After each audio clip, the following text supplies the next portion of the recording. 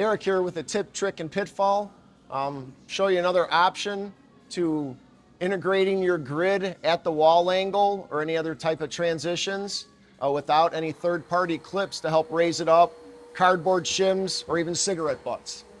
This is our 9/16 superfine cross tee that we're going to flip the tab on it so we can raise it up from the wall molding to eliminate teglarizing your tiles. First, you're going to cut your tee to length through the bulb and the web. Take the cross tee and fold it over, and that's going to be able to keep it in line, keep it square.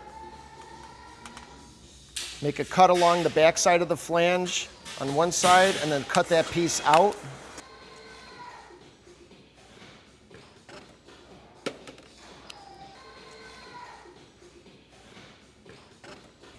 So then when you take your cross tee and rest it on your wall molding, it will raise it up that 1/4 of an inch.